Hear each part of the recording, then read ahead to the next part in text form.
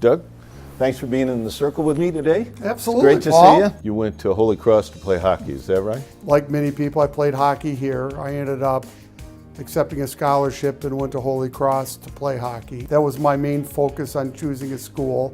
Where did I think I would fit and play? It all worked out. It's funny how things do work out. I don't think there's one path necessarily. There may be a couple of wrong paths, but there's not necessarily one right path. And so you sort of find yourself in situations, and you have to learn a little bit to bloom, wherever you're planted. I no longer play. I get asked occasionally, I say, my hockey days are over. I'd rather get hurt doing something else, thank you. I'd say you learn things in hockey that you would learn in any organized sports. And, team play. I think coaching for me was really valuable. You really had to face that there are no excuses, that your job was to get it done, and there's always 20 reasons not to get it done. What you're responsible for is finding a way to get it done in spite of challenges. You're held accountable in very overt ways, sometimes uncomfortable ways. You make public mistakes that can be embarrassing, and so you have to learn to deal with all that at a fairly young age. And I think all those lessons are very valuable long term, which is why also I'm such a fan, not in like every aspect, but Title IX and opening up athletics to women much more broadly than when we grew up. My daughter certainly benefited hugely from it.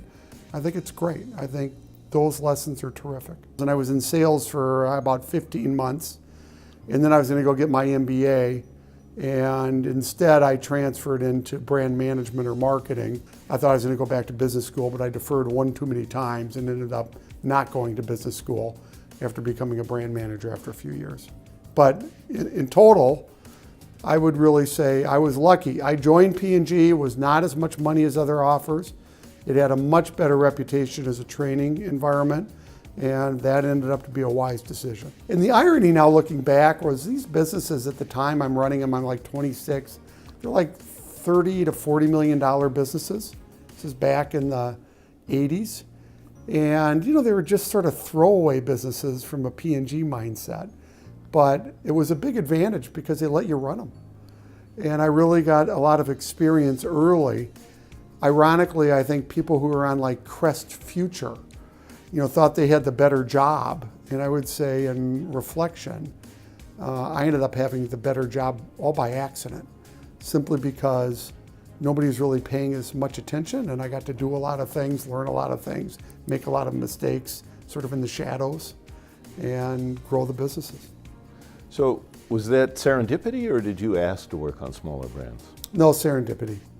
And I would say you sort of go back and you plot things that happened to you. And some of them are, decisions you didn't take.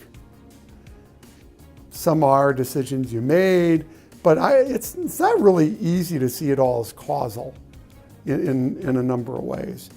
And I'd say it's two things. Certainly there's an element of chance, but I'd say even more importantly, I just think there are a lot of paths that work. As long as what you're trying to do is continue to get better, learn, force yourself to develop skills, along the way and do those things. And there's many opportunities to do that. It's not like one ladder.